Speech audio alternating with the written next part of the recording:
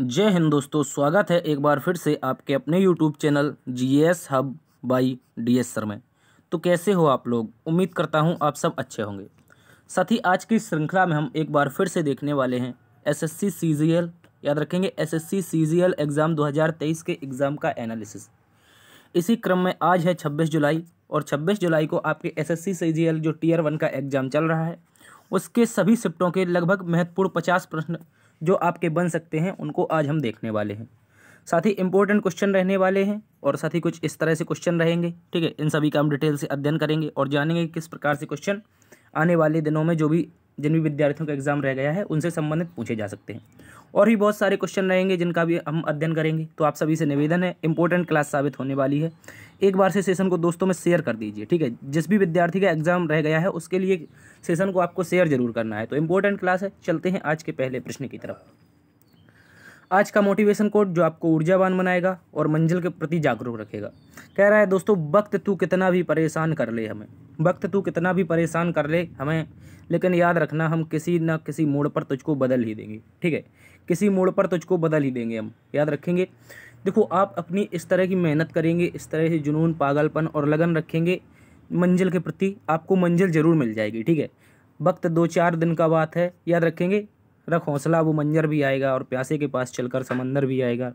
थक कर ना बैठना ए मंजिल के मुसाफिर, मंजिल भी मिलेगी, मिलने का मजा भी आएगा। ठीक है, तो इसी जोश और जुनून के साथ चलते हैं आज के पहले प्रश्न की तरफ। आज का पहला प्रश्न आपसे पूछा गया था, भारतीय ओलंपिक संघ की स्थापना किस वर्ष हुई थी? इस तरह से क्वेश्चन आया था। तो बात करेंगे दोस्तों भारतीय ओलंपिक संघ की स्थापना के बारे में। इसकी स्थापना 1927 को होती है। कब होती है? 1927 को होती है। और भारतीय ओलंपिक संघ यानी IOA, ठीक है, इसका गठन किया गया था। इसका गठन किसने किया था? तो हमने कल भी इसको बताया था कि दोराबजी टाटा नामक एक व्यक्ति थे। कौन थे? दोराबजी टाटा नामक व्यक्ति थे। इनके साथ साथ में AG नोरेन नामक एक व्यक्ति थे जो कि पहले सचिव बने थे, जबकि दोराबजी टाटा इसके संस्थापक थे और पहले अध्यक्ष भी थे। ठीक है, याद रखेंगे। अगर बात कर लें दोस्तों भारत ने पहली बार ओलंपिक में भाग कब लिया, तो पहली बार ओलंपिक में भाग भारत ने 1900 ईस्वी में लिया था। ठीक है, कब लिया था? 1900 ईस्वी में। ये ओलंपिक कहाँ थे? तो पेरिस में हो रहे थे, क्योंकि इस समय भारतीय मूल के ये खिलाड़ी थे, यानी कह सकते हैं एंग्लो इंडियन के खिलाड़ी थे जिनका नाम था नॉर्मन प्रचार्ड। क्या नाम था? नॉर्मन प्रचार्ड नामक एक व्यक्ति ने भारत की तरफ से 1900 का जो ओलंपिक था पेरिस में हो रहा था, इसमें भाग लिया था।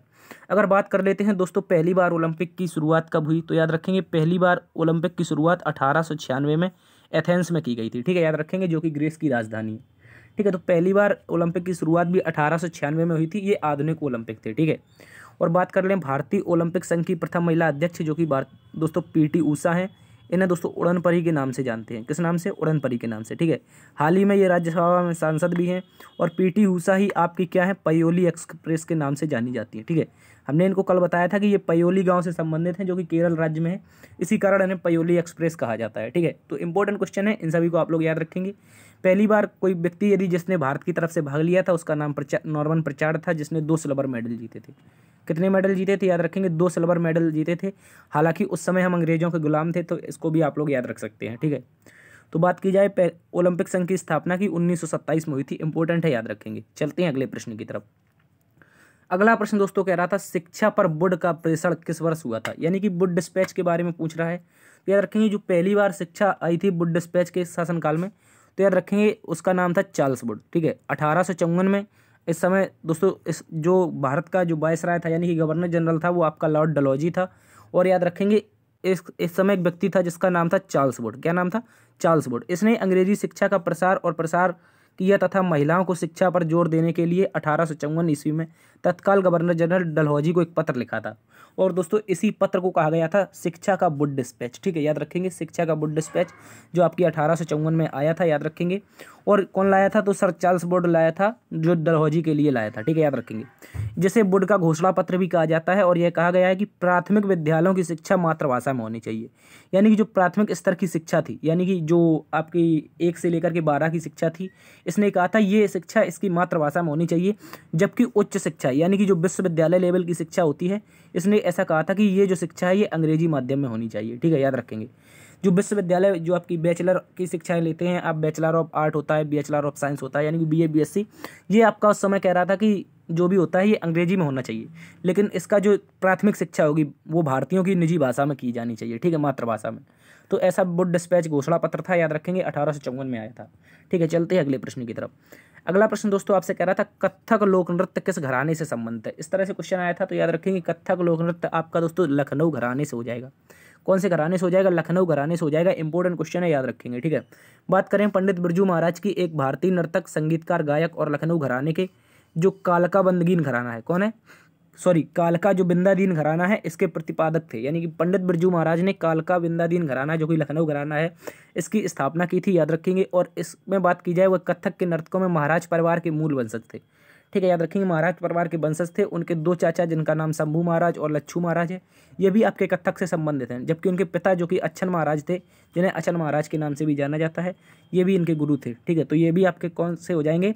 ये आपके कथक से संबंधित हो जाएंगे, सारे के सारे लखनऊ घराने से जुड़े हुए थे। ठीक है, इनको याद रखेंगे। अगर बात कर लें दोस्तों लखनऊ घराने की नींव किसने रखी थी, तो बख्शू खां नामक एक व्यक्ति थे, ये भी कथक करते थे। इन्होंने लखनऊ घराने की स्थापना की थी, जो कि नवाब का जो आपका अवध का आखिरी नवाब था, जिसका नाम था वाजिद अली। दोस्तों जो अवध का आखिरी नवाब था दोस्तों, उसी के शासनकाल में लखनऊ घराने की स्थापना की गई थी, जो कि आपका वाजिद अली शाह था, लखनऊ का अंतिम नवाब। ठीक है, इंपॉर्टेंट है, याद रखेंगे। चलते हैं अगले प्रश्न की तरफ।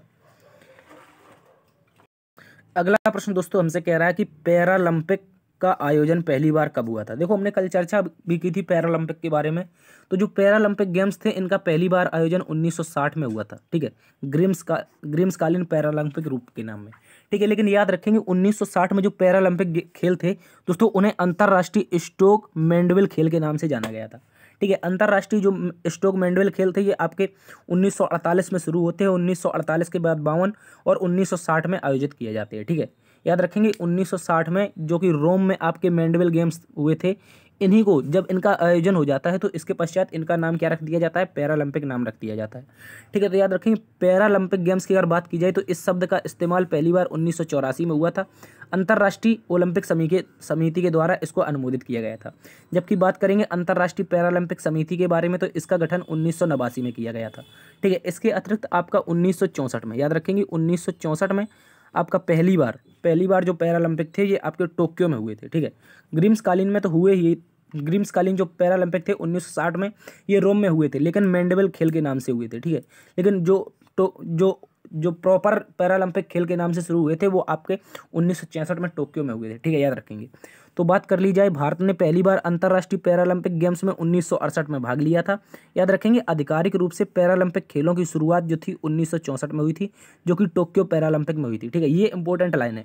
इससे पहले हालांकि टोक्यो जो आपके पैरालंपिक गेम्स थे ये 1960 में शुरू हो गए थे, लेकिन इन्हें क्या कहा गया था? मैंडविल गेम्स कहा गया था। ठीक है, लेकिन इसकी जो आधिकारिक शुरुआत थी वो 1964 में थी। अब देखते हैं आयोग कौन सा आंसर मानता है, 1964 का या फिर 1960 का। ठीक है, चलते हैं अगले प्रश्न की तरफ। अगला प्रश्न दोस्तों आपसे पूछा था मिलान के बारे में, जिनमें एक तरफ राज्य दिए गए थे जबकि दूसरी तरफ लिंगानुपात दिया गया था। ठीक है, ऐसा क्वेश्चन आया था कि हाईएस्ट लिंगानुपात किसका है, गोवा का लिंगानुपात कितना है और हरियाणा का कितना है। ठीक है, तो याद रखेंगे अगर बात की जाए दोस्तों हाईएस्ट लिंगानुपात की, ये केरल राज्य का हो जाएगा। कहाँ का हो जाएगा दोस्तों? ये केरल का हो जाएगा, जो कि 1084 है, यानी कि 1000 पुरुषों पर आपकी 1084 महिलाएं हैं। जबकि गोवा की अगर बात की जाए तो 1000 पुरुषों पर आपकी 973 महिलाएं हैं। और भारत में सबसे कम यदि किसी राज्य का लिंगानुपात है वो आपका हो जाएगा हरियाणा का। जो भी अगर सेक्स रेशियो की बात की जाए यानी कि लिंगानुपात की, तो ये हरियाणा में सबसे कम है जो 879 है, याद रखेंगे। जबकि सर्वाधिक बात की जाए तो केरल राज्य में। इस तरह से क्वेश्चन आया था। ठीक है, तो याद रखेंगे ये मिलान करने के लिए आया था, इंपॉर्टेंट है। अगर बात की जाए सेक्स रेशियो की तो केरल का सर्वाधिक हो जाएगा, उसके बाद गोवा का, उसके बाद हरियाणा का। इस तरह से ऑप्शन दिए गए थे। ठीक है, चलते हैं अगले प्रश्न की तरफ। अगला प्रश्न दोस्तों आपसे कह रहा था भारत की सबसे बड़ी झील कौन सी है। ठीक है, क्वेश्चन पूछा था कि भारत की सबसे बड़ी झील कौन सी है। दोस्तों ये हो जाएगी आपकी चिल्का लेक। क्या हो जाएगी? चिल्का झील, जो कि उड़ीसा राज्य में स्थित है, ये आपकी भारत की सबसे बड़ी झील हो जाएगी। ठीक है, याद रखेंगे भारत की सबसे बड़ी झील होने के साथ साथ विश्व की दूसरी सबसे बड़ी झील है। ऐसा भी क्वेश्चन आ सकता है कि जो विश्व की दूसरी सबसे बड़ी झील है ये कौन सी है। ठीक है, इसकी जो झील की लंबाई है वो 70 किलोमीटर लगभग लंबी है और 30 किलोमीटर चौड़ी है। अगर इसके क्षेत्रफल की बात की जाए तो दोस्तों इसका क्षेत्रफल जो है 1165 किलोमीटर स्क्वायर एरिया में फैला हुआ है और जो इसकी औसत गहराई है 3 मीटर है। कहने का मतलब है कहीं कहीं ये उथली है, कहीं कहीं गहरी है, ठीक है। तो इसकी जो औसत गहराई है आपकी 3 मीटर है, उसका जो एरिया है वो आपका 1165 किलोमीटर स्क्वायर है। इंपॉर्टेंट है, याद रखेंगे। विश्व की दूसरी सबसे बड़ी झील है, जबकि भारत की सबसे बड़ी झील है, ठीक है। और ये दोस्तों एक लैगून झील का उदाहरण है, ठीक है। लैगून झील क्या होती है? जो कि समुद्र के पानी से झीलों का निर्माण होता है, उन्हें लैगून झील कहा जाता है। ये उड़ीसा के तटीय क्षेत्र में स्थित है, ठीक है। अगर बात की जाए दोस्तों भारत की सबसे लंबी झील की, देखो यहाँ पर सबसे बड़ी झील पूछी है, लेकिन क्वेश्चन पूछ सकता है कि लंबी झील कौन सी है। तो दोस्तों ये हो जाएगी आपकी वेम्बनाड झील। कौन हो जाएगी? वेम्बनाड झील हो जाएगी, जो कि केरल राज्य में स्थित है। ये भी एक लैगून झील है और इसकी जो लंबाई है दोस्तों ये आपकी टोटल हो जाएगी 96.5 किलोमीटर, यानी कि 96.5 किलोमीटर इसकी टोटल लेंथ है, जो कि केरल राज्य में स्थित है, भारत की सबसे लंबी झील। इंपॉर्टेंट क्वेश्चन है, याद रखेंगे। चलते हैं अगले प्रश्न की तरफ। अगला प्रश्न दोस्तों आपसे कह रहा था भारत में कानून बनाने के लिए सर्वोच्च संस्था कौन सी है? इस तरह से क्वेश्चन आया था। तो याद रखेंगे जो भारत में कानून बनाता है वो सर्वोच्च रूप से पार्लियामेंट बनाता है। क्या बनाता है? पार्लियामेंट, यानी कि संसद भारत में कानून बनाने वाली सर्वोच्च संस्था है। अगर बात की जाए संसद की, तो संसद का निर्माण दोस्तों तीन चीज़ों से मिलकर होता है, जिनमें से आपकी 3 चीज़ें कौन कौन सी हैं? एक आपकी लोकसभा हो जाएगी, दूसरी आपकी दोस्तों राज्यसभा हो जाएगी, जबकि तीसरी क्या हो जाएगी? प्रेसिडेंट हो जाएगा। क्या हो जाएगा? प्रेसिडेंट, ठीक है। इसको याद रखेंगे, यानी कि राष्ट्रपति, ठीक है। प्रेसिडेंट हो जाएगा, इसको याद रखेंगे। तो 3 चीज़ों से मिलकर संसद बनती है। लोकसभा की बात की जाए दोस्तों अनुच्छेद 81 में इसका उल्लेख मिलता है, जबकि राज्यसभा का उल्लेख अनुच्छेद 80 में मिलता है। और याद रखेंगे भारत का जो राष्ट्रपति है इसका उल्लेख अनुच्छेद 52 में शामिल है। याद रखेंगे जो संसद है ये एक संवैधानिक निकाय है, इंपॉर्टेंट है, याद रखेंगे।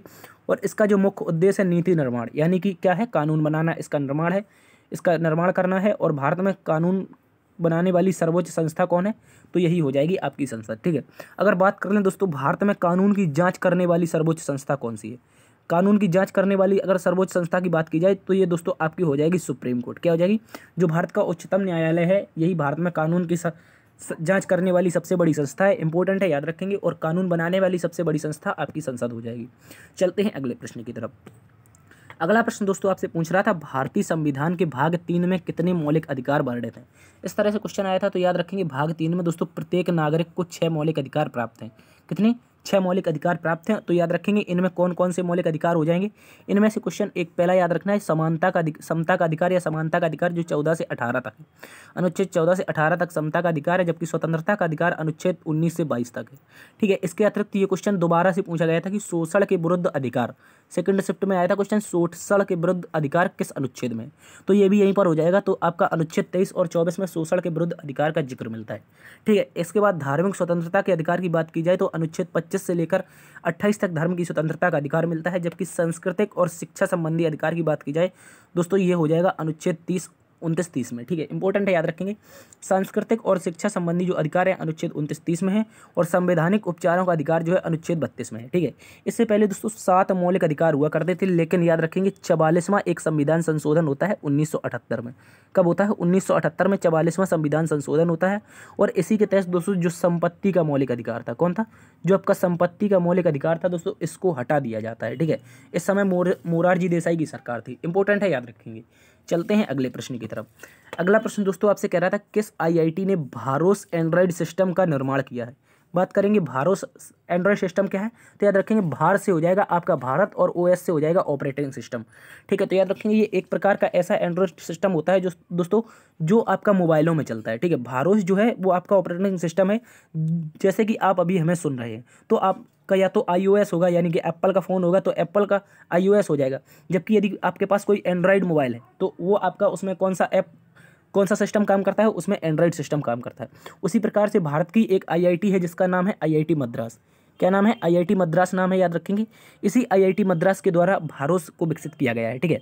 आईआईटी मद्रास याद रखेंगे भारतीय प्रौद्योगिक संस्थान आईआईटी मद्रास का एक फर्म है जिसका नाम है, याद रखेंगे, इनक्यूबेटेड। क्या नाम है? इनक्यूबेटेड फर्म एक संस्था है जो कि आईआईटी मद्रास का ही फर्म है, याद रखेंगे। इनक्यूबेटेड फर्म के द्वारा एक स्वदेशी मोबाइल ऑपरेटिंग सिस्टम भारोस को विकसित किया गया है, ठीक है।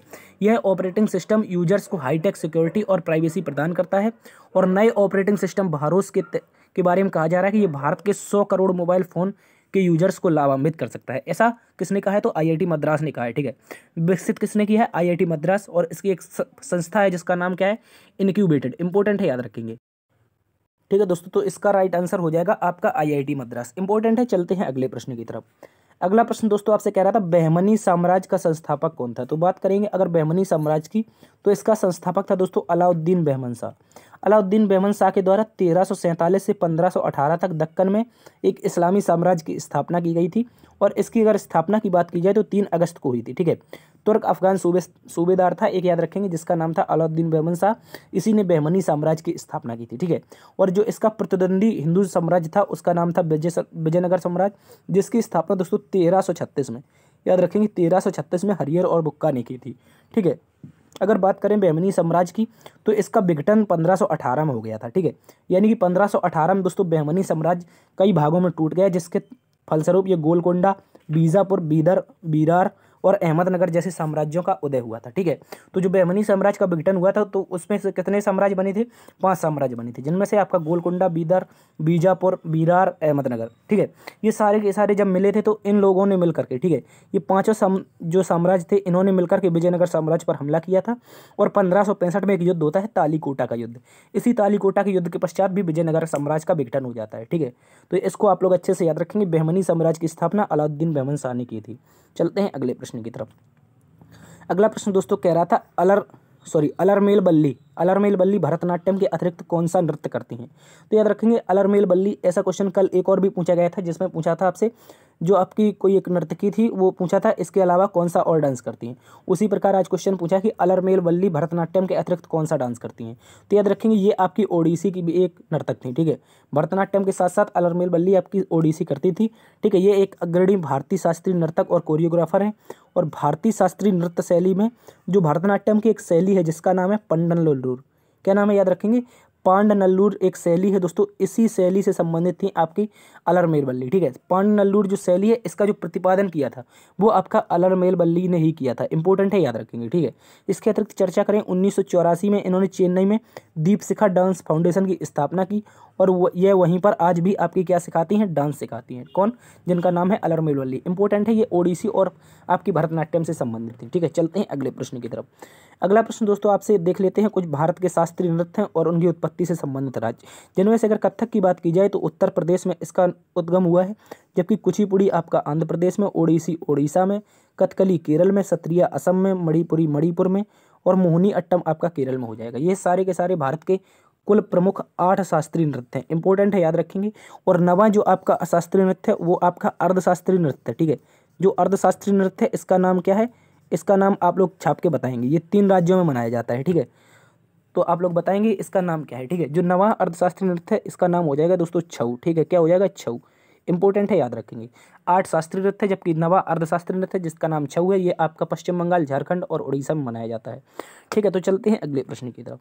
अगला प्रश्न दोस्तों आपसे कह रहा था स्वतंत्र भारत की प्रथम महिला राज्यपाल कौन थी? तो इंपॉर्टेंट है, इनके बारे में याद रखेंगे, श्रीमती सरोजिनी नायडू।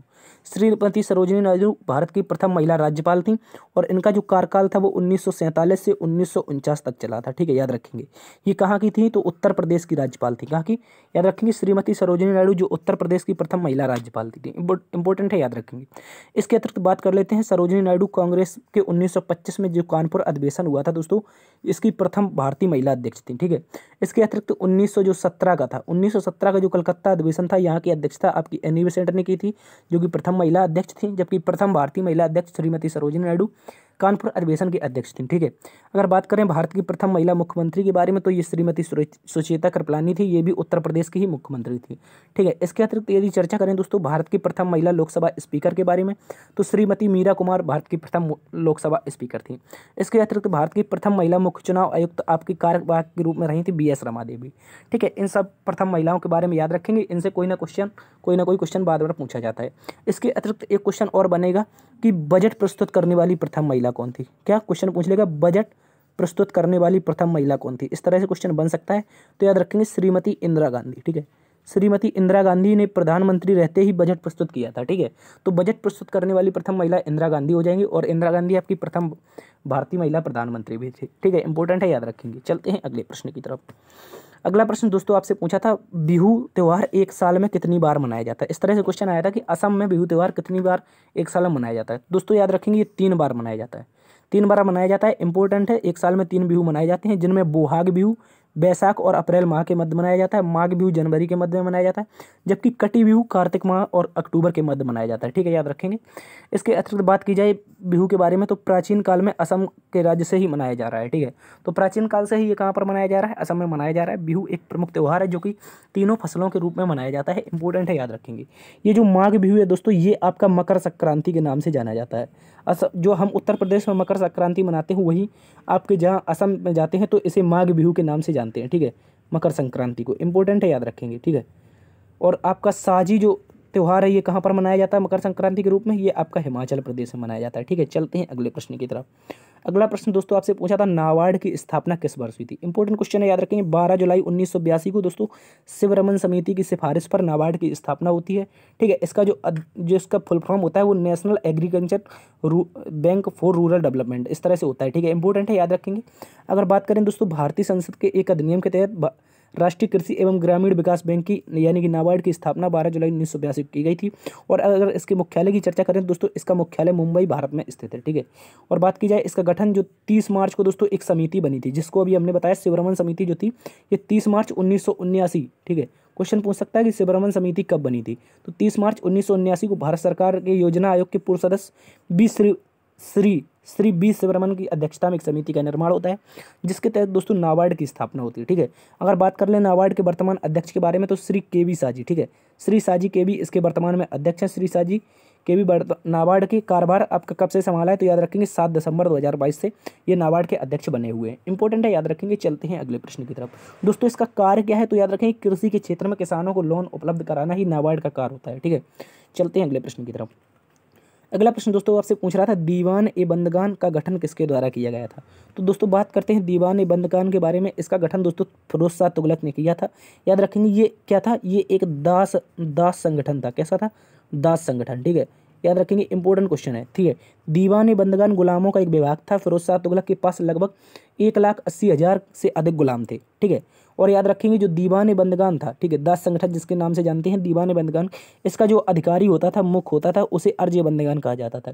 क्या कहा जाता था दोस्तों, दीवान ए बंदगान का जो हेड अधिकारी होता था उसे अर्ज ए बंदगान कहा जाता था। और ये गुलामों की भर्ती का निरीक्षण और परीक्षण करता था। इंपॉर्टेंट है, याद रखेंगे। ठीक है, जब फिरोज शाह तुगलक के पास लगभग 1,80,000 गुलाम हो गए थे, तो क्या किया था इसने, दीवान ए बंदगान संगठन का स्थापना की थी। ठीक है, चलते हैं अगले प्रश्न की तरफ। अगला प्रश्न दोस्तों आपसे पूछा था, किस एक्ट के तहत केंद्र में द्विसदनीय विधायिका स्थापित की गई थी। तो याद रखेंगे ये दोस्तों एक था भारत सरकार अधिनियम 1919। ठीक है, भारत सरकार अधिनियम 1919 जैसे हम दोस्तों मॉन्टेग्यू चेम्सफोर्ड अधिनियम भी कहते हैं। क्या कहते हैं, याद रखेंगे, मॉन्टेग्यू चेम्सफोर्ड अधिनियम। ठीक है, चेम्सफोर्ड अधिनियम इसे कहते हैं हम लोग। और ये मॉन्टेग्यू चेम्सफोर्ड अधिनियम जिसे भारत सरकार अधिनियम 1919 कहा गया है, इसके तहत दोस्तों द्वैध शासन की स्थापना हुई थी, यानी कि द्विशासन विधायिका की स्थापना हुई थी। याद रखेंगे, ऐसे मामले जो राष्ट्र के महत्व के थे, एक से अधिक प्रांतों से संबंधित थे, केंद्रीय स्तर पर शासित होंगे। यानी कि प्रांतों से संबंधित जो राष्ट्र के महत्व के लिए मामले थे वो केंद्र निभाएगी, जबकि जैसे कि विदेश मामला, रक्षा मामला, राजनीतिक संबंध, संचार, सार्वजनिक हित, नागरिक आपराधिक कानून, तार सेवाएं आदि, ये भी जो भी मामले थे, ये सारे के सारे किसके अंतर्गत आते थे दोस्तों, ये केंद्र के अंतर्गत आते हैं। ठीक है, इसको याद रखेंगे। इस अधिनियम के द्वारा केंद्रीय विधायिका की अधिक शक्तिशाली और अधिक प्रतिनिधि बनाया गया था। यानी कि जो केंद्र था इसमें इस अधिनियम के तहत केंद्र को मजबूत बनाया गया था, जबकि जो आपका राज्य था उसको कमजोर बनाया गया था। ठीक है, याद रखेंगे। एक अधिनियम, याद रखेंगे, इस अधिनियम के तहत एक द्विसदनीय विधायिका की शुरुआत की गई। निचला सदन केंद्रीय विधान सभा था, जबकि उच्च सदन राज्य परिषद था। ठीक है, इंपॉर्टेंट है, याद रखेंगे। चलते हैं अगले प्रश्न की तरफ, और इसे दोस्तों मॉन्टेग्यू चेम्सफोर्ड सुधार के नाम से भी जानते हैं। ठीक है, अगला प्रश्न दोस्तों आपसे पूछ रहा था, आईसीसी T20 वर्ल्ड कप 2021 का विजेता देश कौन सा है। तो याद रखेंगे 2021 में जो T20 वर्ल्ड कप हुआ था, इसका विजेता दोस्तों ऑस्ट्रेलिया बना था। कौन बना था, ऑस्ट्रेलिया। याद रखेंगे T20 वर्ल्ड कप 2021 में ऑस्ट्रेलिया ने न्यूजीलैंड पर धमाकेदार जीतकर पहली बार, याद रखेंगे, पहली बार ऑस्ट्रेलिया इसका विजेता बना था। ठीक है, T20 फॉर्मेट का पहली बार विजेता बनता है। और याद रखेंगे T20 विश्व कप 2021 का आयोजन संयुक्त अरब अमीरात और मेजबान ओमान देश में किया गया था। ठीक है, ओमान और यूएई में इसका आयोजन हुआ था। और इस टूर्नामेंट का आयोजन की यदि डेट पूछ ले दोस्तों, तो याद रखेंगे 17 अक्टूबर 2021 से 14 नवंबर 2021 तक चला था। ठीक है, और बात करें T20 विश्व कप में, तो पहली बार जब T20 विश्व कप का आयोजन 2007 में हुआ था अफ्रीका में, तो इसका खिताब भारत ने पाकिस्तान को हराकर जीता था। ठीक है, चलते हैं अगले प्रश्न की तरफ। अगला प्रश्न दोस्तों आपसे कह रहा है, निम्नलिखित में से किस वेद में जादुई मंत्रों का समावेश है। तो याद रखेंगे जो जादू टोना का वेद है, तो हमने पहले भी चर्चा की है, ये आपका अथर्ववेद हो जाएगा। क्या हो जाएगा, अथर्ववेद। इंपॉर्टेंट है, याद रखेंगे। इसके अतिरिक्त दोस्तों चर्चा करते हैं अथर्ववेद के बारे में। ये सबसे नया वेद है और इसे जादू टोना से संबंधित वेद की संज्ञा दी गई है। ठीक है, और अथर्ववेद जो है दोस्तों, ये कन्या के जन्म की निंदा करता है, और इसमें प्रजापति की 2 पुत्रियों जिनमें सभा और समिति का जिक्र भी किया गया है। ठीक है, तो ये कन्या की जन्म की निंदा कैसे करता है, तो इसमें भगवान प्रजापति जो कि भगवान ब्रह्मा का ही रूप थे, किसका, ब्रह्मा का, ऐसा कहा गया है कि जो ब्रह्मा है यही प्रजापति अथर्ववेद में कही गई है। ठीक है, इनकी दो पुत्रियां हैं जिनमें से सभा और समिति हैं, इनके जन्म की ये निंदा करता है, याद रखेंगे। और अगर बात करें विश्व के सबसे प्राचीन वेद की, तो ये आपका ऋग्वेद हो जाएगा। यजुर्वेद को यज्ञ और धार्मिक अनुष्ठान का वेद कहा जाता है। ठीक है, यज्ञ और धार्मिक अनुष्ठान का वेद आपका यजुर्वेद हो जाएगा, जबकि सामवेद को संगीत का वेद कहा जाता है। ठीक है, इसको भी आप लोग अच्छे से याद रखेंगे, तो इंपॉर्टेंट क्वेश्चन है, आप लोग अच्छे से याद रख सकते हैं। चलते हैं अगले प्रश्न की तरफ। अगला प्रश्न दोस्तों आपसे कह रहा था भारतीय राष्ट्रीय राजमार्ग प्राधिकरण यानी कि national highway authority of India, याद रखेंगे, इसकी स्थापना कब हुई, इस तरह से क्वेश्चन था। तो याद रखेंगे संसद ने एक एक्ट बनाया था 1988 में, याद रखेंगे दोस्तों 1988 में एक एक्ट के तहत, याद रखेंगे, एक एक्ट बनता है, इसके तहत याद रखेंगे 1995 में इसकी स्थापना होती है। तो दोस्तों यदि आपसे एक्ट पूछा है तो 1988 इसका राइट आंसर हो जाएगा। यदि केवल इतना पूछा है कि राष्ट्रीय राजमार्ग प्राधिकरण की स्थापना कब हुई, तो याद रखेंगे ये हो जाएगा आपका 1995। इंपॉर्टेंट है, याद रखेंगे। भारतीय राष्ट्रीय राजमार्ग प्राधिकरण NHAI, ठीक है, याद रखेंगे NHAI का गठन 1988 में संसद के एक अधिनियम द्वारा सड़क परिवहन एवं राजमार्ग मंत्रालय के प्रशासनिक कार्यों के तहत किया गया था। ठीक है, तो क्वेश्चन पूछ सकता है कि किस मंत्रालय के अंतर्गत आता है, दोस्तों ये आ जाता है आपका सड़क परिवहन एवं राजमार्ग मंत्रालय। इंपॉर्टेंट है, याद रखेंगे। मुख्यालय इसका नई दिल्ली में है और यह सड़क परिवहन और राजमार्ग मंत्रालय के अंतर्गत आता है। इसका जो मुख्य कार्य है वो राष्ट्रीय राजमार्गों की सुरक्षा करना और इनकी मरम्मत करना। ठीक है, यानी कि जो नेशनल हाईवे होंगे इनकी सुरक्षा कौन करेगा, NHAI करेगा। ठीक है, और इसके अतिरिक्त क्या करेगा, यदि टूट फूट हो जाती है तो इनकी मरम्मत भी करेगा। ठीक, चलते हैं अगले प्रश्न की तरफ। अगला प्रश्न दोस्तों पूछ रहा था स्थायी चुंबक किसका बना होता है। जो स्थायी चुंबक होता है वो दोस्तों इस्पात का बना होता है।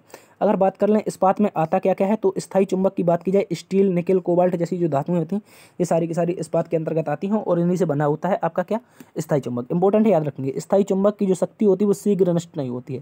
ठीक है, स्थायी चुंबक जो होता है इसकी जो शक्ति होती है वो शीघ्र नष्ट नहीं होती, इसी कारण इसका प्रयोग जो होता है वो विद्युत मोटरों में किया जाता है। कहाँ पर क्वेश्चन पूछ सकता है कि स्थायी चुंबक का प्रयोग कहाँ करते हैं, दोस्तों विद्युत मोटरों में करते हैं। ठीक है, इसके अतिरिक्त इसका उपयोग धारा मापी में करते हैं, अमीटर में करते हैं और वोल्ट मीटर में करते हैं। ठीक है, चाहो तो आप बता सकते हो वोल्ट मीटर किसका मात्रक है। ठीक है, चाहो तो आप बता सकते हो कि वोल्ट मीटर किसका मात्रक है। ठीक है, तो याद रखेंगे ये विभवांतर का हो जाएगा। ठीक है, स्थायी चुंबक का इस्तेमाल चुंबकीय कंपास बॉक्स के रूप में भी किया जाता है। ठीक है, इसको भी आप लोग अच्छे से याद रख सकते हैं। चलते हैं अगले प्रश्न की तरफ। अगला प्रश्न दोस्तों आपसे पूछ रहा था तत्वबोधिनी सभा का स्थापना किस वर्ष हुई थी। ठीक है, तो अगर बात करते हैं तत्वबोधिनी सभा की स्थापना की, तो इसकी स्थापना दोस्तों देवेंद्र नाथ ठाकुर ने की थी। किसने, देवेंद्र नाथ ठाकुर ने 1839 में की थी। देखो याद रखेंगे जो देवेंद्र नाथ ठाकुर थे, याद रखेंगे जब ब्रह्म समाज की जो स्थापना हुई थी आपकी 1815 में। ठीक है, तब उस समय उसका नाम आत्मीय सभा था। हालांकि इसका जो आत्मीय सभा थी उसका नाम बदलकर 1828 में ब्रह्म समाज हुआ था। ठीक है, जब देखो आपके जो राजा राम मोहन राय थे वो लंदन चले जाते हैं, तो उसके क्रम में वो देवेंद्र नाथ को आपकी क्या दे जाते हैं, आपकी ब्रह्म समाज दे जाते हैं। लेकिन देवेंद्र नाथ आपके ब्रह्म समाज नहीं चला पाते हैं। 1839 आते आते ये क्या कर लेते हैं, ब्रह्म समाज से अपना नाता तोड़ लेते हैं और तत्वबोधिनी सभा का गठन करते हैं। ठीक है, तत्वबोधिनी सभा की स्थापना देवेंद्र नाथ ठाकुर ने कलकत्ता में 6 अक्टूबर 1839 को की थी, याद रखेंगे। और इसका जो उद्देश्य था वो धार्मिक विषयों का चिंतन और उपनिषदों का जो सार प्रसार करना था। आरंभ में इसका नाम दोस्तों तत्वरंजनी सभा रखा गया था। ठीक है, जो तत्वबोधिनी सभा है इसको हम किस नाम से जानते थे आरंभ में, याद रखेंगे तत्वरंजनी सभा के नाम से। ये भी इंपॉर्टेंट क्वेश्चन बन सकता है कि तत्वबोधिनी सभा का प्रारंभिक नाम क्या था। ठीक है, तो याद रखेंगे ब्रह्म समाज से टूटकर अलग हुए कुछ लोगों द्वारा स्थापित किया गया एक संघ था। ठीक है, तो हमने बताया कि जब ब्रह्म समाज की स्थापना जो हुई थी उसके बाद राजा राम मोहन राय लंदन चले जाते हैं और वहीं पर उनकी मृत्यु हो जाती है। उसके पश्चात जो देवेंद्र नाथ ठाकुर थे ये ब्रह्म समाज से अलग हो जाते हैं और उसके बाद ये अपनी तत्वरंजनी सभा का स्थापना करते हैं। ठीक है, चलते हैं अगले प्रश्न की तरफ। अगला प्रश्न दोस्तों आपसे कह रहा था नई चेतना किस मंत्रालय के द्वारा लॉन्च की गई है। दोस्तों नई चेतना नामक एक पहल लॉन्च की गई थी और ये जो मंत्रालय था याद रखेंगे केंद्रीय ग्रामीण विकास मंत्रालय। ठीक है, केंद्रीय ग्रामीण विकास मंत्रालय के मंत्री थे गिरिराज सिंह। ठीक है, गिरिराज सिंह के द्वारा झारखंड में दोस्तों, कहाँ पर, छत्तीसगढ़ में। ठीक है, गिरिराज सिंह जो है इनके द्वारा छत्तीसगढ़ में, ठीक है, छत्तीसगढ़ में एक स्थापना की जाती है किसकी, तो याद रखेंगे एक पहल की स्थापना की जाती है जिसका नाम था नई चेतना पहल। ठीक है, इसका जो मुख्य कारण था वो केंद्र सरकार में लैंगिक हिंसा के खिलाफ महिलाओं लड़कियों को जागरूक करने के लिए 1 माह तक नई चेतना अभियान की शुरुआत की गई थी। ठीक है, जो नई चेतना अभियान था ये 1 माह तक चला था, जिनमें लड़कियों और महिलाओं को लैंगिक जो हिंसा हो रही थी उनको जागरूक करना इसका मुख्य उद्देश्य था। ठीक है, तो कहाँ से हुई थी, छत्तीसगढ़ से हुई थी। केंद्रीय ग्रामीण विकास मंत्रालय ने की थी, जिसके मंत्री आपके गिरिराज सिंह है। इंपॉर्टेंट है, याद रखेंगे। अगला प्रश्न दोस्तों आपसे कह रहा था भोरताल त्यौहार किस राज्य में मनाया जाता है। अगर बात करें भोरताल की तो दोस्तों ये असम में मनाया जाता है। कहाँ पर, असम में। इंपॉर्टेंट है, याद रखेंगे। भोरताल असम का एक सबसे लोकप्रिय त्यौहार है। माना जाता है कि भोरताल नरहरी बुरहा, ठीक है, नरहरी बुरहा भक्तों द्वारा विकसित किया गया था। कहा जाता है कि बारपेटा जिले में, ठीक है, असम में एक जिला है जिसका नाम है बारपेटा। बारपेटा जिले में इसे भोरताल नृत्य की उत्पत्ति हुई थी और राज्य के शास्त्रीय रूप नृत्य के रूप में मनाया जाता है, ठीक है। जो दोस्तों भोरताल है, इसमें क्या करते हैं ये लोग, वन देवी की पूजा करते हैं। किसकी? वन देवी की, ठीक है, वन देवता की पूजा करते हैं, जिसके तहत कहा जाता है कि वन ही हमारी सुरक्षा कर सकते हैं, ठीक है, क्योंकि ये सांस के लिए उपयोगी होते हैं। अगला प्रश्न दोस्तों आपसे कह रहा था कि निम्नलिखित में से किस राज्य में लाई हरोबा त्यौहार मनाया जाता है, ठीक है। अगर दोस्तों बात करें लाई हरोबा त्यौहार के बारे में, तो ये मणिपुर का एक प्रसिद्ध त्यौहार है। लाई हरोबा त्यौहार आपका मणिपुर का प्रसिद्ध है, याद रखेंगे। मणिपुर राज्य में लाई हरोबा उत्सव व्यापक रूप में मनाया जाता है और यह त्यौहार मणिपुर में मैतेई, ठीक है, मैतेई जनजाति है। देखो अभी आपको पता चला होगा कि बहुत ज़्यादा हिंसा चल रही है मैतेई और कुकी जनजाति के मध्य, ठीक है। कौन सी जनजाति? कुकी के मध्य। तो जो मैतेई जनजाति है दोस्तों, यही मनाती है आपकी लाई हरोबा त्यौहार। कौन सा त्यौहार? लाई हरोबा, ठीक है। मैतेई जनजाति आपका लाई हरोबा त्यौहार मनाती है, याद रखेंगे, एक महत्वपूर्ण त्यौहार है। और वन और पर्यावरण देवता उमंगलेस, ठीक है, उमंगलेस के समान में लाई हरोबा का उत्सव मनाया जाता है, ठीक है। तो याद रखेंगे जो भी उत्तर पूर्वी राज्यों में त्यौहार होंगे वे सारे के सारे आपके प्रकृति से संबंधित लगभग मनाए जाते हैं, ठीक है। चलते हैं अगले प्रश्न की तरफ। अगला प्रश्न दोस्तों आपसे कह रहा है ऑस्ट्रेलियाई टीम में टेस्ट फॉर्मेट का कप्तान कौन है, ठीक है। तो याद रखेंगे टेस्ट फॉर्मेट का कप्तान ऑस्ट्रेलिया में पैट कमिंस है, इंपॉर्टेंट है, याद रखेंगे। और अगर बात करते हैं भारतीय वनडे और टेस्ट का कप्तान रोहित शर्मा है, ठीक है। जबकि T20 फॉर्मेट में कप्तान आपके हार्दिक पांड्या है, ठीक है। भारत में 2 कप्तान है जिनमें से रोहित शर्मा और हार्दिक पांड्या। T20 में आपके हार्दिक पांड्या, जबकि वनडे और टेस्ट में रोहित शर्मा हो जाएंगे, ठीक है। पैट कमिंस ऑस्ट्रेलिया के टेस्ट कप्तान हो जाएंगे, ठीक है। चलते हैं अगले प्रश्न की तरफ। अगला प्रश्न दोस्तों आपसे कह रहा है केलुचरण महापात्रा के शास्त्रीय नृत्य से संबंधित है। ये क्वेश्चन कल का रिपीट हुआ है, ठीक है। इससे पहले कल भी क्वेश्चन पूछा गया था, ये तो ओडिसी से संबंधित हो जाएंगे, इसकी चर्चा हम पहले कई बार कर चुके हैं। अगला प्रश्न दोस्तों आपसे पूछा गया था किसकी अदालत में सिजदा और पैबोस की प्रथा का प्रचलन शुरू हुआ था। ये भी क्वेश्चन आपका रिपीटेड था, ठीक है। ये भी क्वेश्चन रिपीटेड था, इंपॉर्टेंट है, ये सारे के सारे अब आपसे रिपीट पूछ रहा है, ठीक है। तो ये गयासुद्दीन बलबन इंपॉर्टेंट हो जाएगा, जिसमें आपकी सिजदा और पैबोस चलती है, ठीक है। चलते हैं अगले प्रश्न की तरफ। अगला प्रश्न दोस्तों आपसे पूछा था भारतीय संविधान के अनुच्छेद 247 किससे संबंधित है, ठीक है। तो जो अनुच्छेद 247 है दोस्तों, ये आपका किससे संबंधित है? ये आपका संघ सूची से संबंधित है। किससे? संघ सूची से, यानी केंद्र सरकार से, ठीक है। इसमें कहा गया है कि अतिरिक्त न्यायालय स्थापित करने की शक्ति, जो अतिरिक्त न्यायालय स्थापित करने की शक्ति होगी वो संसद के पास होगी। किसके पास? संसद के पास। और संसद जब कोई कानून बनाती है वो संघ सूची में बनाती है, ठीक है। कहाँ पर बनाती है? संघ सूची में। इंपॉर्टेंट है, याद रखेंगे। तो संसद के पास अतिरिक्त न्यायालय स्थापित करने की शक्ति होगी, ठीक है। इंपॉर्टेंट है, याद रखेंगे। भारतीय संविधान के अनुच्छेद 247 के तहत सरकार के पास संसद द्वारा अधिनियमित कानूनों को बेहतर प्रशासन के लिए अतिरिक्त न्यायालय, ठीक है।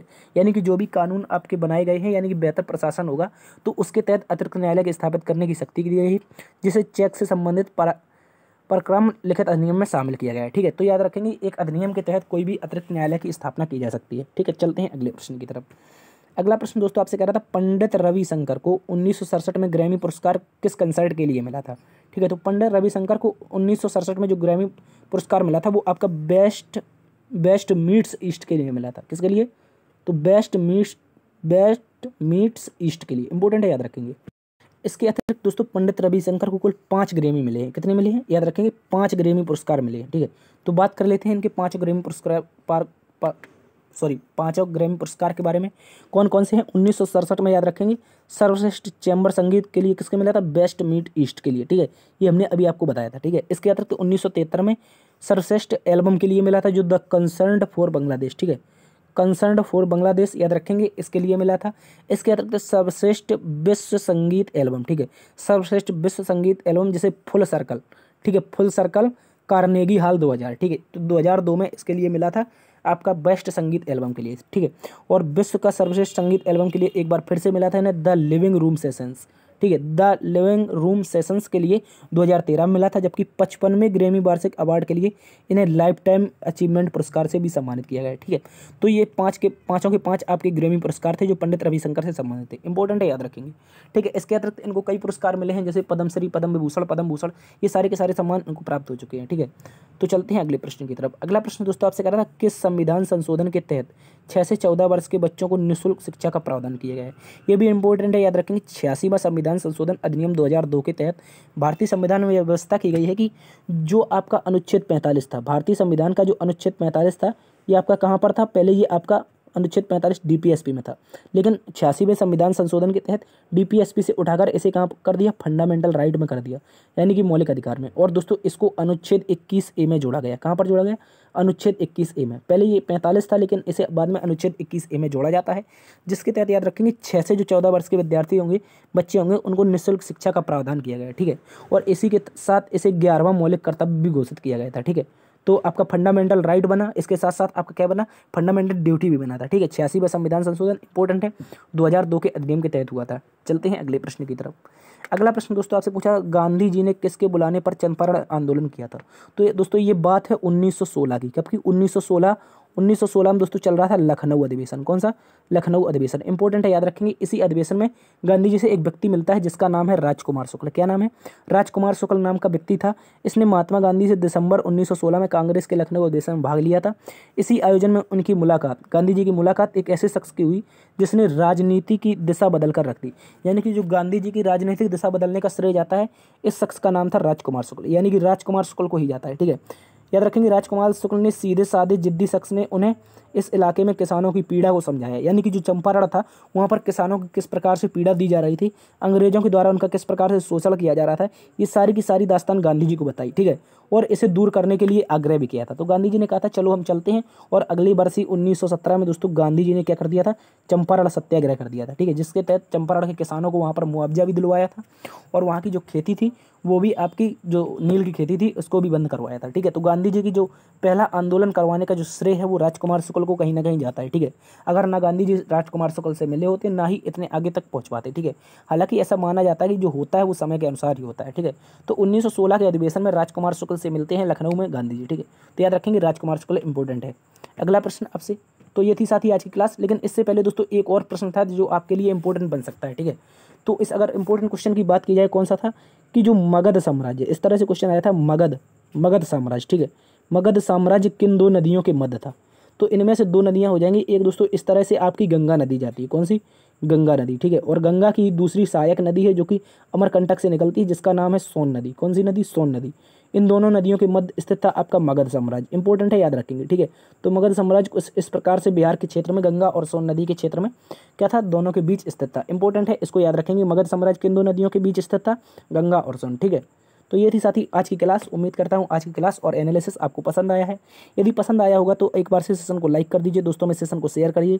यदि चैनल पर नए हैं और अभी तक आपने सब्सक्राइब नहीं किया तो आपसे निवेदन है कि सब्सक्राइब जरूर करें। ठीक है, विभिन्न प्रकार के जो एनालिसिस होते रहेंगे वो आपके लिए निश्चित तौर पर लाते रहेंगे। देखते रहिए जी सब BDS सर। बड़ों का सम्मान करना, छोटों का प्यार देना, अपना भी ख्याल रखना। मिलते हैं कल इसी वक्त। जय हिंद।